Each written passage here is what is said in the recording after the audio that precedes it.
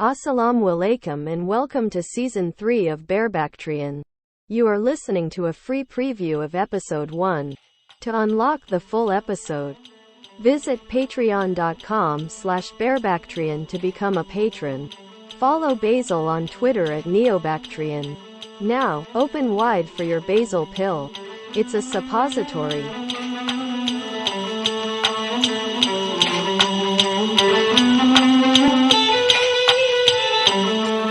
This is Barebactrian.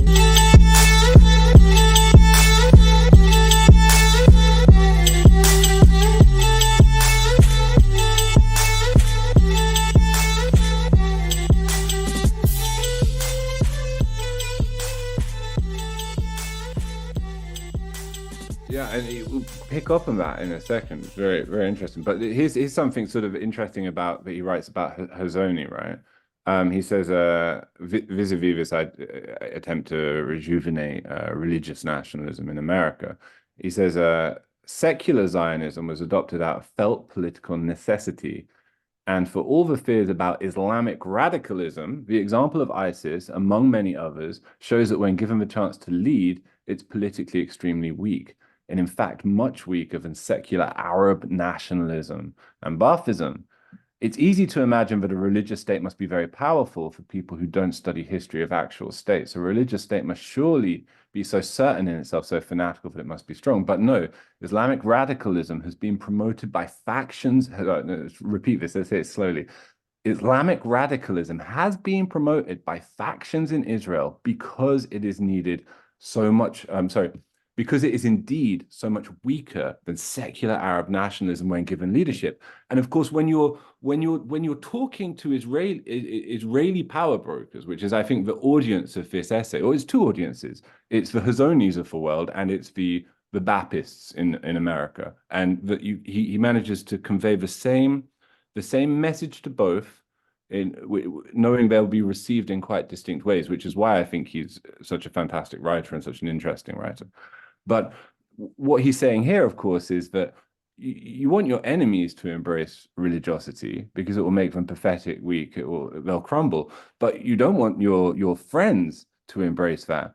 You want them to embrace strength. You want them to remain strong. But of course, you need something else from them, right? You want them to be strong, but you can't have them abandon you in the process of becoming strong. And it was precisely the threat of this transition, the threat of this abandonment, that he's responding to, writing about and addressing, not just in this essay, but arguably in the worldview that he's promoting more broadly. Because when, what's the defining moment for many people of the first Trump presidential run, or the first Trump candidacy? Primaries, right? Is what I mean. In English, so bear with me. Basically, it's of course him excoriating the Bushes on the stage. It's him ripping apart the how ridiculous Iraq was, and thereby ripping apart the neoconservatives. Now, you don't have to be an incredibly astute and well-read to realize that the Bushes were not the heart of neoconservatism, right? Like, it is a very, very different heart. It's got a very, very the ethnic makeup is rather conspicuous. And there was always a threat, as nationalism kind of caught fire in America, that it would bring with it a kind of as the original America First movement did, an incipient anti-Semitism. And a rejection of Jewish influence, internal or external, upon its political makeup. Now, that's a really, really distinct danger to Israel. That represented a really distinct danger to Israel. And as such, the idea the instinct, presumably in powerful Israeli politicians, to try and divert that nationalism in some way to make sure it didn't go in that exact direction is quite understandable from a sort of a realpolitik kind of perspective, right? What he's saying, though, is that there's an opportunity to align the two nationalisms, and to influence and encourage nationalism in such a way that doesn't it doesn't result in the American right, the sort of the voter base of the American right, or its if you will, its intellectual kind of nucleus, are suddenly abandoning Israel. But to do that, you have to kind of reconfigure and reconceptualize the whole notion of nationalism and the perception of Israel, and you have to disentangle the perception that Jewish power is effectively culturally left-wing and a hostile force, actually, or whether from the right in Israel or the left in America, that threatens the development of this nationalism. Okay, there's so much there that needs to be fleshed out, and I can't thank you enough for actually taking the deep dive into this stuff, because it's so important, and it's like it highlights the distinction between what you'll see high IQ anti-Semitism and low IQ anti-Semitism, right? The low IQ anti-Semitism would say, yes, Jewish influence will immediately go into things like Judeo-Bolshevism and all this stuff. And I agree. I see what you're saying, in which the BAP is trying to recontextualize Jewish influence and Israel itself as a symbol for that Jewish influence away from this type of, I guess, just like this straw man of Jewish influence being left wing, by trying to not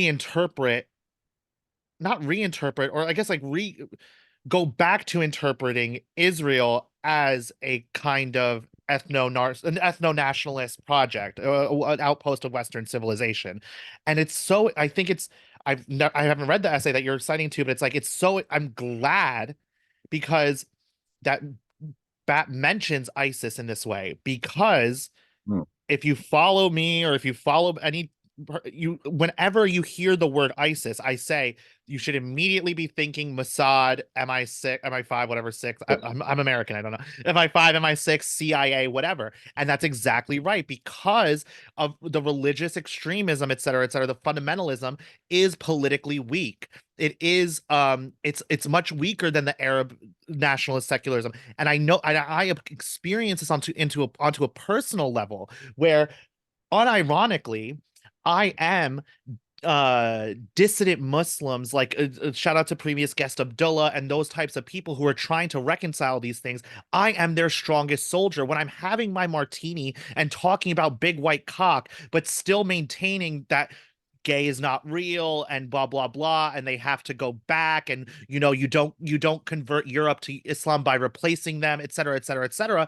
What they don't realize is that I'm actually their strongest soldier. But many of the low IQ ones try to do this type of purity spiral in which they would eschew someone like me while embracing people who are in the mosques and in the masjids who don't have any type of political acumen, who are all vaccinated, who all will avoid the trans question and the gay question because that's political, etc., etc., etc., because that type of religiosity is, that he is 100% correct, weak, and it eschews, it is mutually incongruous with gaining power. And that's why people like the conservatards here, who try to do like return to tradition, who don't know what they're doing fundamentally. When you see these Western types who were born and raised in the West, whose parents were liberals, whose grandparents were liberals, who now in 2024 try to do a religious LARP where they talk about body counts and blah blah blah, and it's like, sorry, why is your daughter dating?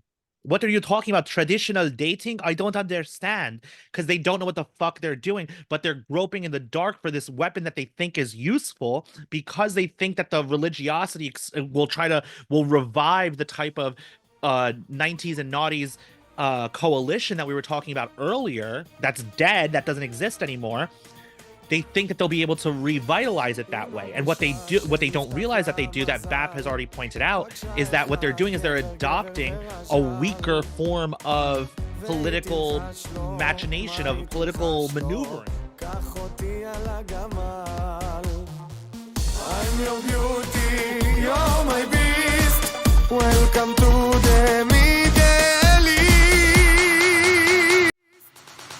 Tel Aviv, יא חביבי תל אביב, תסתכל כמה לירדים מסביב, עושים לי היי היי בלילה וואי וואי, וסחטן על תל אביב. תל אביב, יא חביבי תל אביב תסתכל כמה לירדים מסביב עושים לי היי היי בלילה וואי וואי וסחטן על תל אביב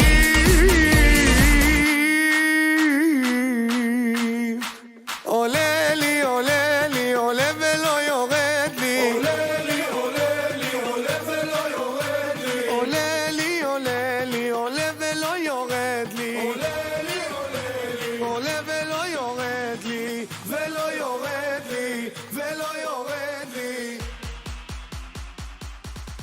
תל אביב יא חביבי תל אביב Like I said, this is not a counter signal of BAP. We're actually engaging with BAP and what he actually thinks. And I want to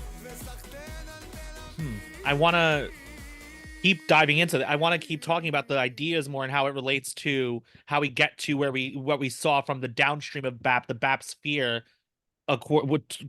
whatever, October 7th.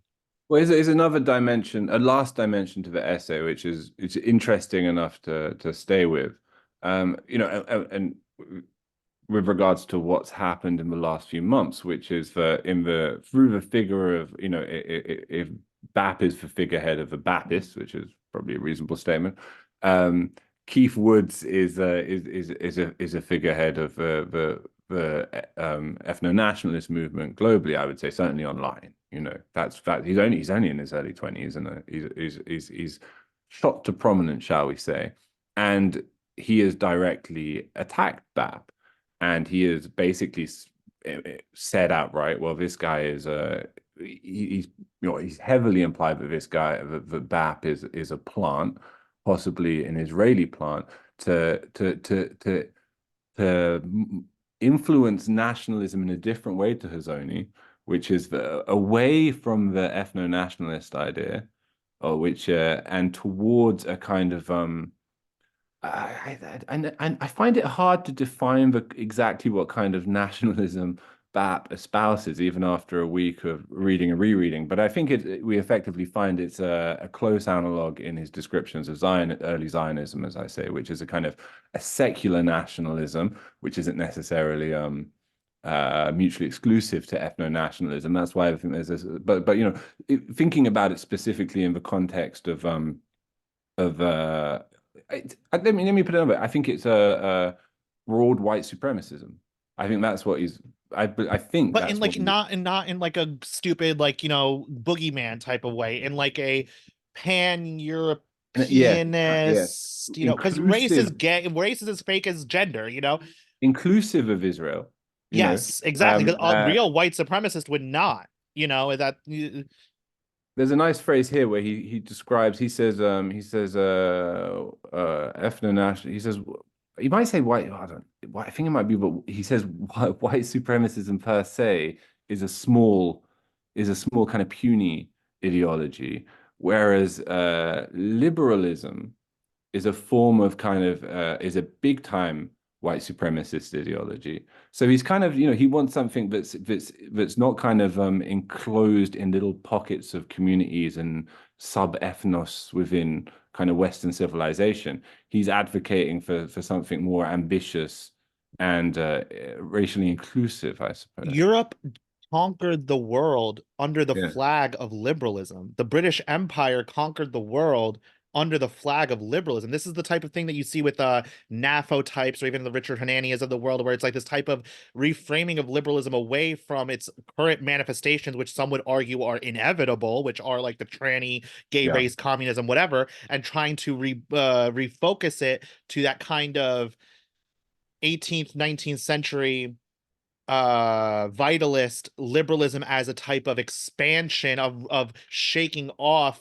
Because the thing is, it's like a shaking off of aristocracy and the old forms of thinking, and the refocus on the man, and it's like you can see how very easily how liberalism is this white supremacist on a global scale type of project. Yes. And I found the passage actually which clears up my confusion there, which he says, as I've argued many times, white nationalism isn't your friend. So it's white nationalism, suggesting kind of enclosed pockets of white internationalism. White internationalism is your friend, right? it's not even white. It's a small-time ideology, unlike liberalism, which is a form of white supremacism that scares Hazoni's faction. Now, he's 100% right in that statement, but yeah, go on. Well, so let's say, right, so you've got BAP advocating this kind of this form of as it were white supremacy, which is inclusive of Israel, a form of kind of pan-white national socialism, effectively, which is inclusive of the Jews rather than kind of predicated on hostility to them. And the question is, why does he do it? You've got three basic interpretations, and they all seem to me pretty reasonable. One could be that he's authentically identifies with the one half of his DNA, as he shared, his maternal half, let's assume, and he kind of that's his main kind of core of identification, or he thinks of himself as broadly white, or that's his broad ethnos and it's mixed ethnos.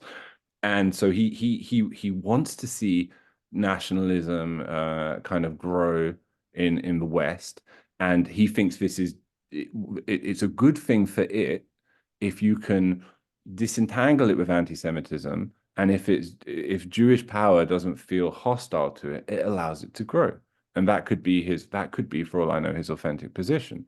And then it could be as Keith Woods and his ilk, which is quite large. You can see in the kind of war in the right at the moment over the last few months that I would say although the new right's intellectual elite kind of coalesce around BAP and around BAP's ideas quite tightly, I would say the foot soldiers, the online new right, the sort of the nobodies are much greater in number, and very hostile, sort of instinctively hostile to Israel still. And I would say that's how the kind of new right is divided. And you could say, well, maybe he is indeed a plant. Maybe he is intentionally trying to pull the discourse in this specific direction, not for the benefit of America, or any other Western country, but for the benefit of Israel specifically. And the ambiguity is, I think he plays with that ambiguity. I think he's open about it, and I think it could even be a kind of a blend of the two.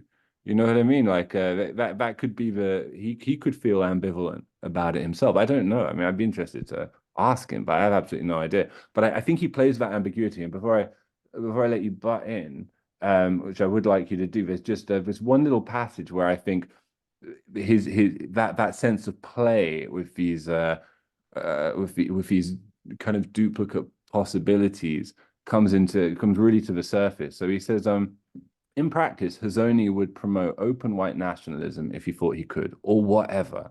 Anarcho-syndicalism, constitutional monarchism, distributism, ice cream nationalism, and so on. It doesn't matter. AKA, he don't give a fuck what a bunch of American rubes think or don't think. What matters to him is what that means for Israel. Then he adds, maybe they liked my book too. Who knows? Suggesting that, they're suggesting pretty heavily that there has been conversations with Jewish power brokers about what he's advocating and about what he's written, and that they feel some kind of hesitant sense of they approve of it. They approve of its direction. Now, do they approve of its direction because he's on the team, or because they see it as a natural alignment? I think that's the open question or enigma that surrounds that.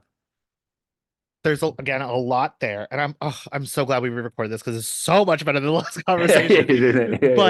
No, I mean, to BAP's influence, the last part that you brought up, I say this to my roommate because they're like, "What the fuck are you talking about this BAP guy for?" I'm like, the thing is, anyone who is in any sort of center of power in the right knows exactly who the fuck BAP is. Okay, they know, and it depending on how well they know what he's saying or what they know of BAP.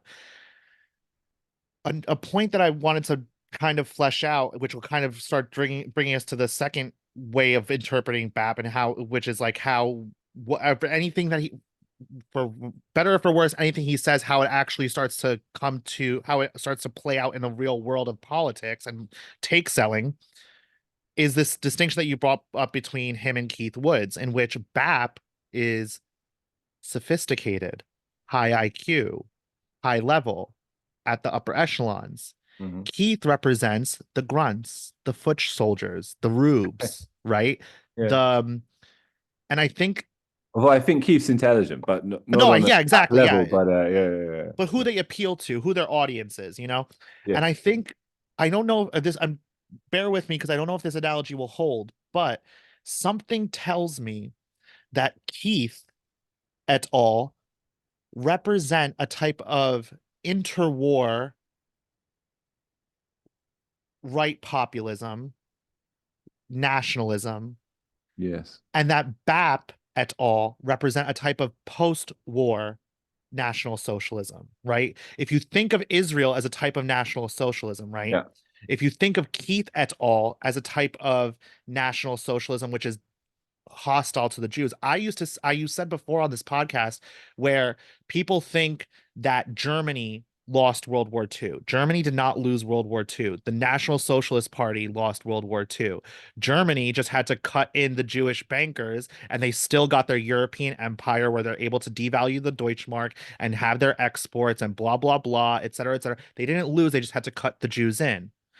I think what I kind of inkling something like I said, I operate on the level of like my gut is telling me that Keith is going to lose because he is calling back to a type of interwar Jewish skeptical national socialism and BAP is existing in the contemporary in which it's this philo-Semitic type of national Israeli branded national socialism which has no fundamental like it doesn't operate on the level of assuming a satanic Jewish cabal. It says, oh no, baby, we're all perverts here. We're all at the upper echelons. We're all sucking and fucking and whatever. And it's like, Mm-hmm. and we're just cutting each other in. And I think that's why BAP is sophisticated in a way that the downstream of Keith is coded as quote unquote low IQ anti-Semitism.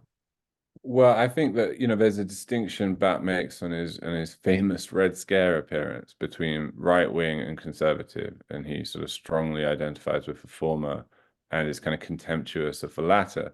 And I think that the split between those two and their respective factions aligns with that very well. And a conservative wishes to go back wherever that is, whereas the right wing is proudly futurist in instinct and as Matt put it there, avant-garde. It's the difference between wanting to return to the 1950s homemaker versus wanting to go forward to Hyperborea. Yes, indeed. And but what's interesting and is the way that Bat girds his philosophy and anticipates these breaks, right?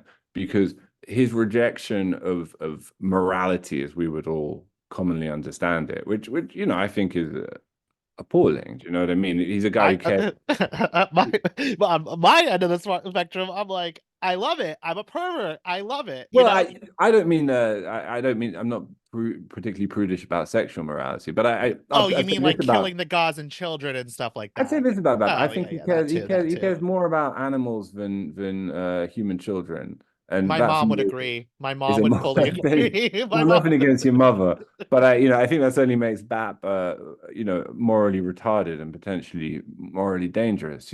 But putting that to one side, most people, and I'm sure BAP would agree with this, carry a much stronger and more conventional morality, and the issue for the Bapists in the new right, and one that I think is rather awkward for them, and it's why Woods et al. have had significant success, and why you can see in some Bapists genuine, like here and there online, like a genuine irritation, frustration, even like a murderousness towards Woods and his ilk as real upsetters in terms of their ability to kind of build a movement around themselves, is because what he's kind of consistently saying is, you want to sort of disentangle yourself from neoconservatism, but like neoconservatism cost us, if you're American at least, billions of dollars, a lot of lives, a lot of, you know, national ignominy, you know, and what was it? Wasn't it our country being completely like fecklessly manipulated by Jewish power? And it's precisely that which the Bappists don't want to discuss, right? They, you know, and it's Which is precisely why they all cheer that Nick Fuentes is off the internet. Listen, yes, yes. I don't fuck with Nick Fuentes in the fact that he's a Fed, et cetera, et cetera, et cetera. But when it comes to his critique of Israel's manipulation of the neocon movement in terms of whipping support for spending billions of dollars and thousands of lives and millions of lives around the world in order to get rid of systematically Israel's geopolitical rivals for no net benefit to the average American or European, he's 100% right. And the downstream of BAP maybe do or don't understand this nuance, but never express this nuance and just simply say, well, he's a Fed, he has to go. Well, sure, he's a Fed, he has to go, but address this kernel that is absolutely true, and it is your weakest point. What are we talking about when we talk about Gaza? You know, I don't think the average new rightist doesn't overly identify with Palestinians one way or the other. What they're seeing is what they're perceiving, rightly or wrongly. I'm not actually trying to sit here. I mean, I think it's a credible worldview, right? Like it's a credible perspective on the war on terror. It's a credible perspective on 9/11 to think that this was an extension of is a form of Israeli foreign policy, you know, and I don't think it's easily dismissed, and I don't think it's ludicrous, and I don't think it's lunatic, nor do I know that it's a fact, but I think it's credible, and I know that the vast waves of this new right look at what's happening in Gaza, look at what's happened in the 21st century to America, and they don't just see Jewish power as responsible or complicit in mass immigration or you know, the pornography industry or whatever the typical canards are around Jewish kind of leftist influence. They also see you know, a huge amount of kind of malign and callous kind of thing is, it's fundamentally, it's like, who the fuck am I? Nobody. Who is BAP? BAP is somebody. They don't have to address it in this this is why Basil has always been an issue on the internet for some people, is because I like to fucking cut through the fat. I like to get to where the contradiction is. And this is, I think this will be the perfect segue as to like, how does, for whatever BAP actually doesn't even fucking matter what BAP actually says or thinks. What matters in the real world on the ground when we're doing the fucking street knife fight of politics and who do we counter signal and who do we elevate, et cetera, et cetera, et cetera. How does BAP translate in that sphere? And in that sphere is not even, these takes need to be sold. These takes need to be published. BAM, Bronze Age Mindset, is self-published, incredibly successful, incredibly influential, especially amongst people outside of the left coalition, right? Once you're selling takes, once you're selling your book, once you're selling whatever, you're engaging in a politicized media market, okay? BAM, just like many people, just like Yarvin, just like all of these people, exist in a type of independent media stream, media market. The goal for any politicized take or any political project which has, like I said, it conflates into one thing. The goal for any of these things is to reach a broader audience, to become more influential. How do you do that? By engaging in culture, in art, in television, in movies, books, et cetera, et cetera, et cetera, right? So that's why, and this will get into, now I feel like we've really, listen, I'm going to send an audio clip of this. I'm going to DM it to BAP and hopefully he listens. We've given your thoughts fair, reasonable consideration. Now we're going to talk about fucking take selling. And this is my realm of expertise, baby. We're going to cut right fucking through it. Okay. So what we see is,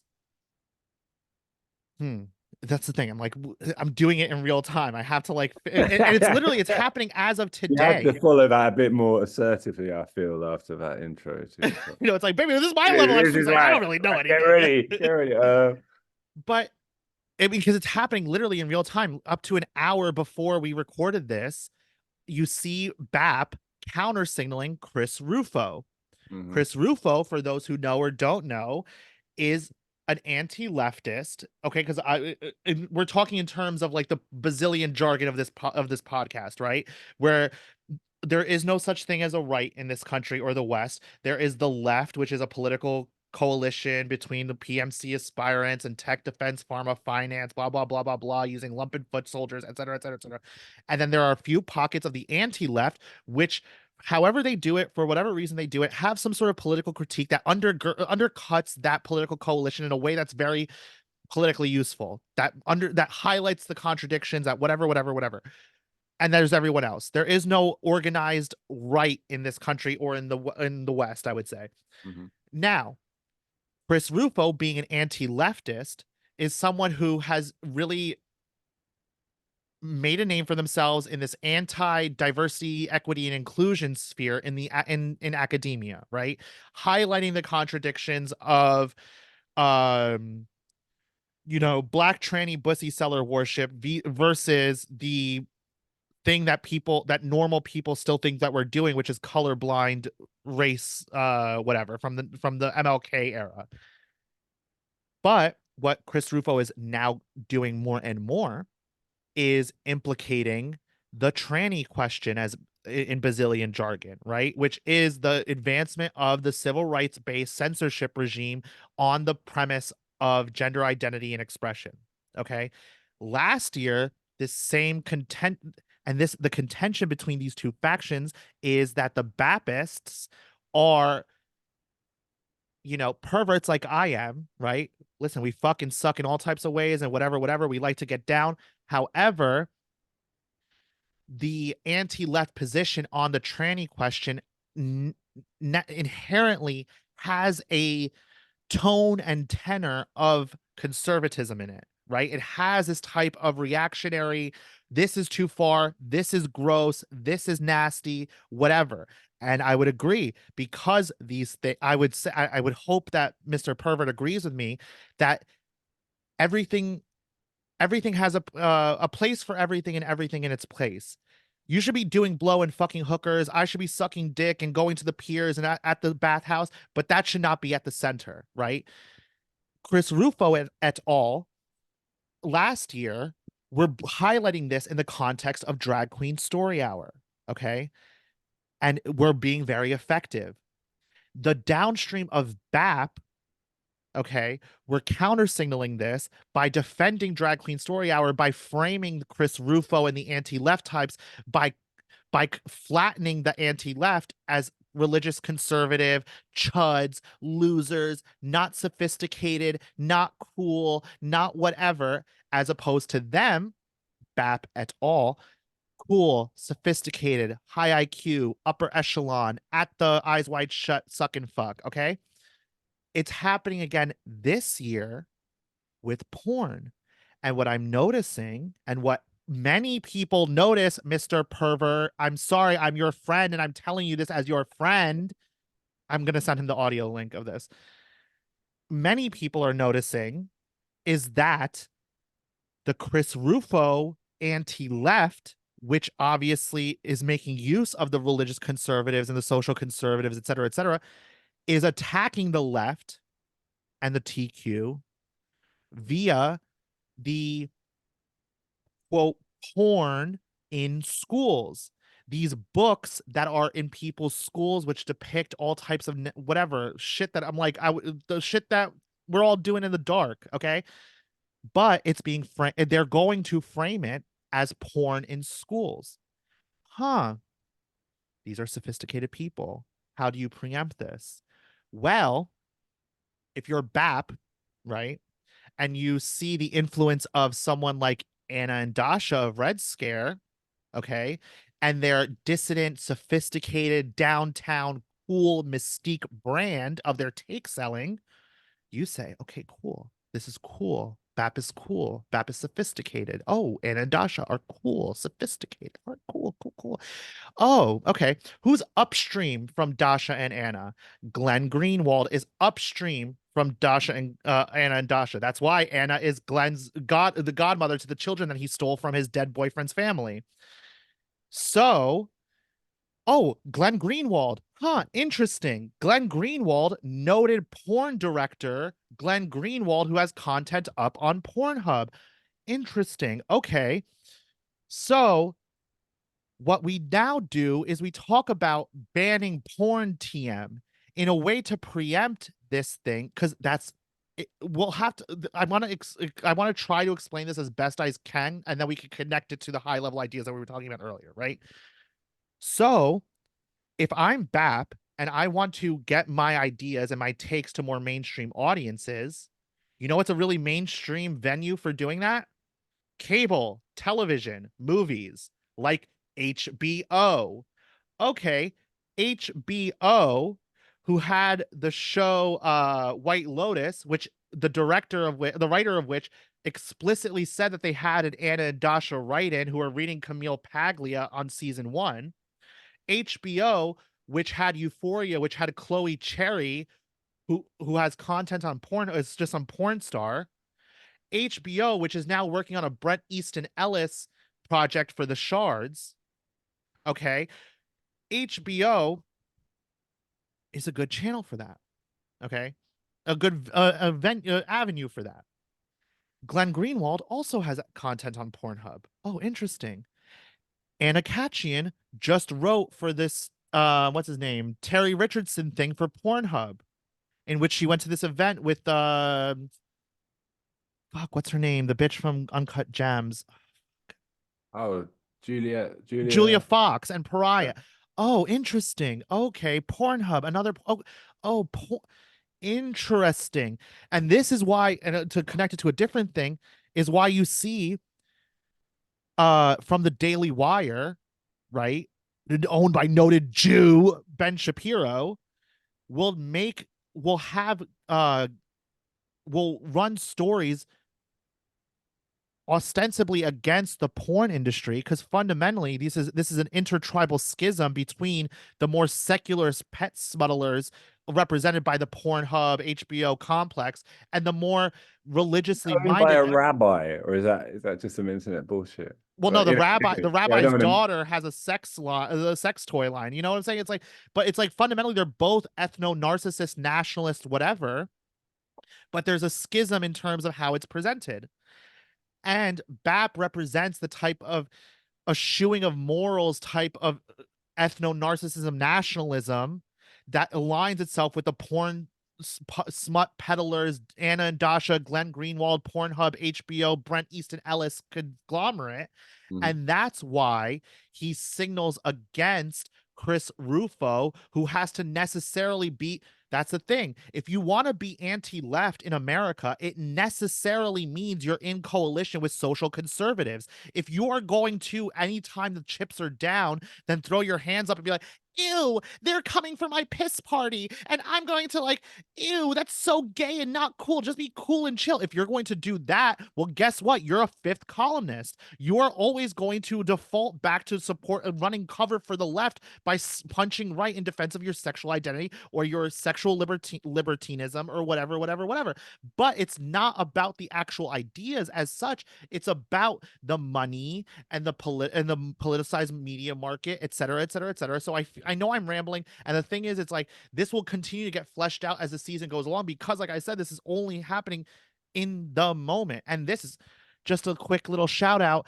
This is how I'm going to end your motherfucking career, the fucking way you tried to end mine, fucking fat fuck. Sorry, I'm 2 martinis down. So let's try to sorry, not to throw it onto you, but let's try to see how we can unpack that and try to connect it to the type of broader ideas that we were talking about. So like take it from the realm of ideas and connect it to the realm of the politicized take selling market that I've tried to, as best as I can at this current moment, describe and highlight the data points of.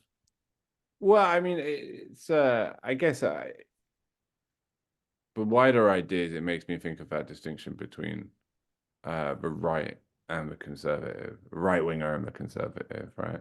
And the notion again of an avant-garde approach to life, morality, etc. That is that has always styled itself as an extension of modernity, rather than as a kind of retreat from it. And so in terms of like sexual morality and culture, that's a natural thing for it to do, and it's like it fits in. Well, okay. So I think you're right. That's the distinction between right wing and conservative, right?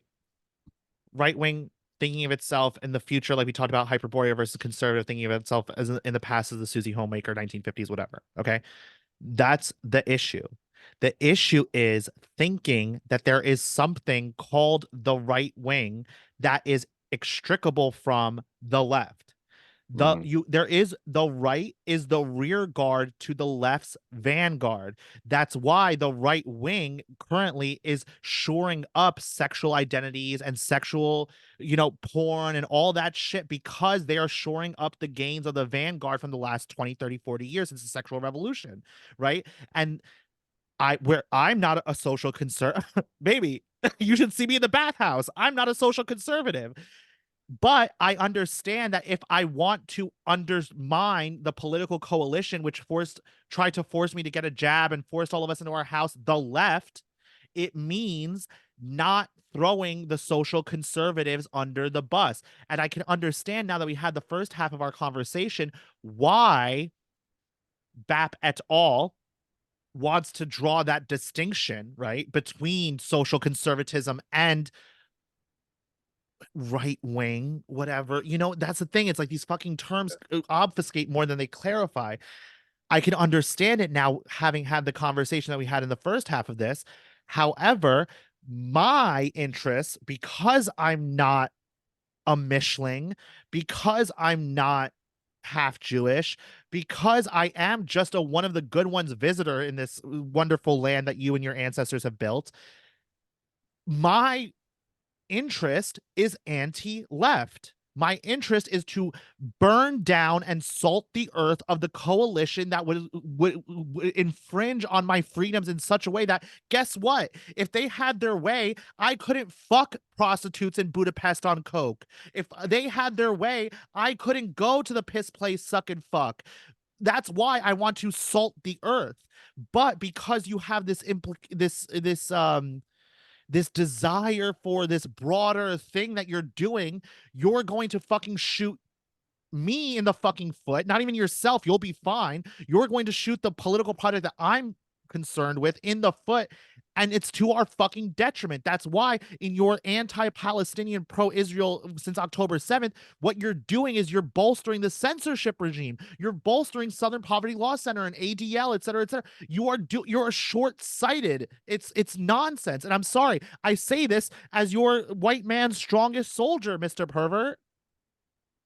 Yeah, this was I think you quote tweeted him earlier about his post about face lords being threatening to bring free Twitter to an end, and I think he was referring to the Keith Woods and the like. I don't think he was referring to anyone else. And his suggestion there is interesting because he's sort of saying, and again, you can take it from a perspective as like an earnest Western nationalist or as a crypto Zionist. It doesn't really matter because that's his point. They should be in alignment. That's his central. I think that's one of his central arguments, and that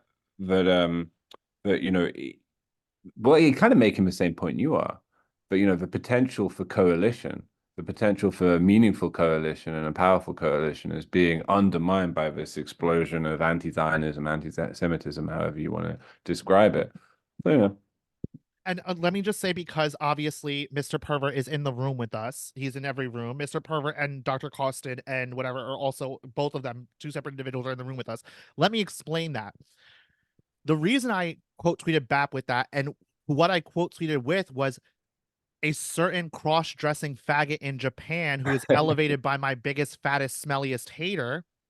The reason I did that was because I understand and approve of BAP smuggling Anna and Dasha in from the dissident left space, the Chapo adjacent, whatever dissident left space, to this dissident right space. I think it's good because, like I said, the point is to get your message to more mainstream audiences.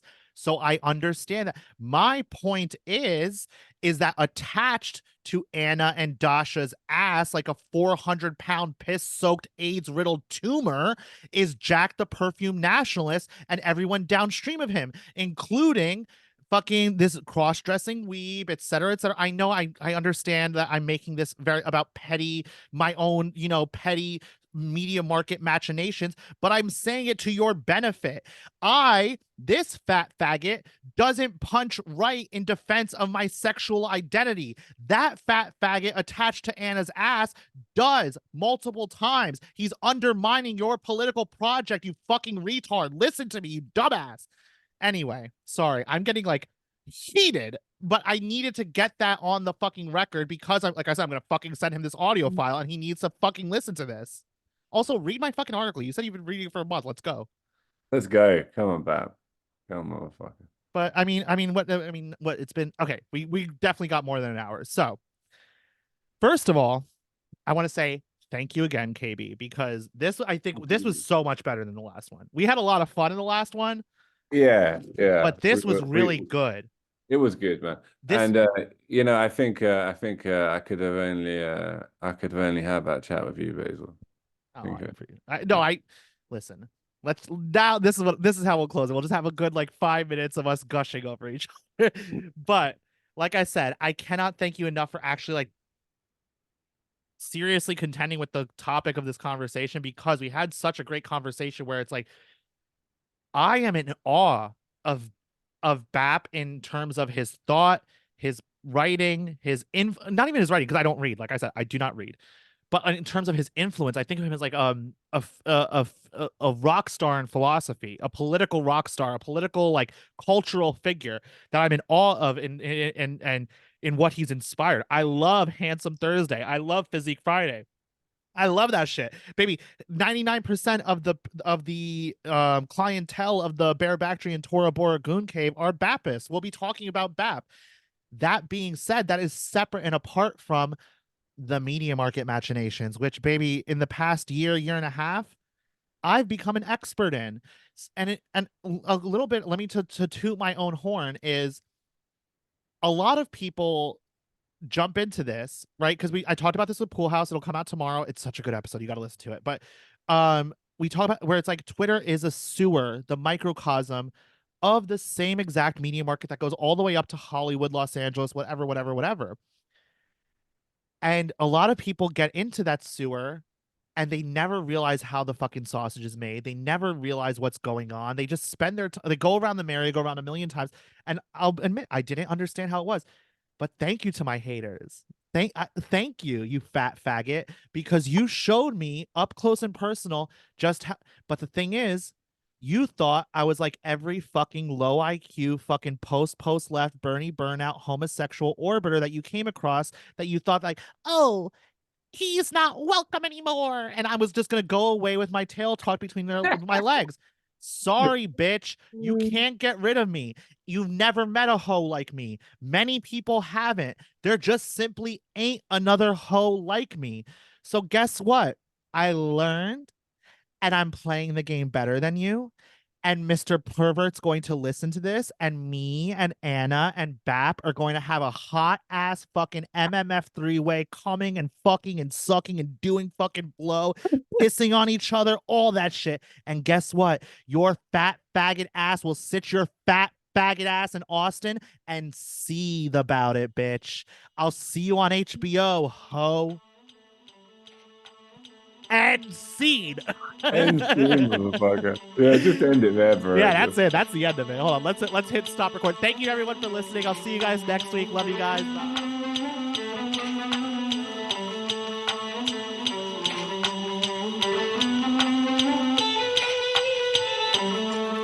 This is Barebactrian.